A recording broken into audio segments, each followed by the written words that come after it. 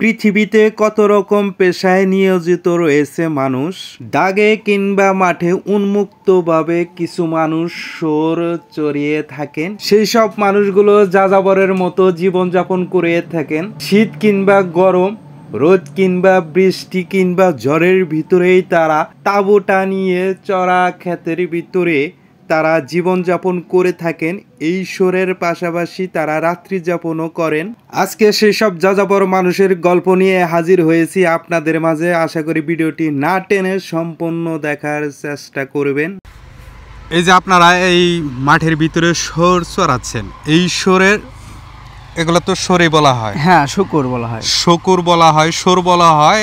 গ্রাম্য কিছু কিছু অঞ্চলে এগুলাকে জংলা বলা হয়। হ্যাঁ, জংলি বলে। জংলা এগুলা কিভাবে আপনারা চড়াচ্ছেন এবং এইগুলার মালিক কে?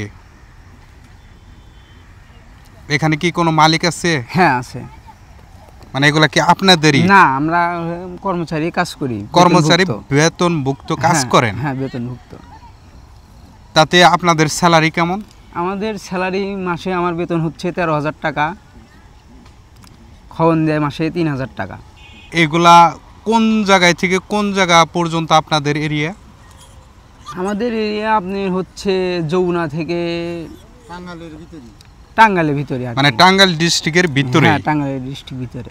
এই শোরের যে মালিক, তার কতগুলো শোর আছে? তার আপনার বড় শুকুর আছে 100 পিস।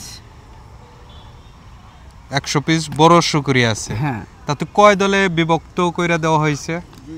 2 দলে বিভক্ত করা হয়েছে। 2 দলে বিভক্ত করা হয়েছে। হ্যাঁ। আপনারা এখানে কতজন আছেন? আমরা এখানে আছি 4 জন। 4 জন। হ্যাঁ।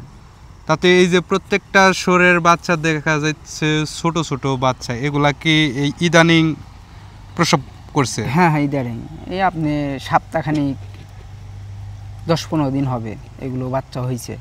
10-15 দিন হবে। হ্যাঁ। তাতে আপনারা এই যে বিভিন্ন মাঠ বা দাগের ভিতরে যে শোর চড়ায় দেখা যায়, মাঠের ভিতরে আপনারা থাকেন, আপনাদের কি এ পর্যন্ত কোনো অসুবিধা পড়তে হয়েছে? না, এই পর্যন্ত আমরা অসুবিধাতে পড়ি নাই এখন পর্যন্ত। কোনো ধরনের কোনো অসুবিধা হয় না এখন পর্যন্ত? না, হয়নি। তাতে এ পেশা আপনার কেমন লাগে? মোটামুটি ভালো, এটা আমাদের বাপ চাচার ব্যবসা, আমরা এই কাজই করে থাকি।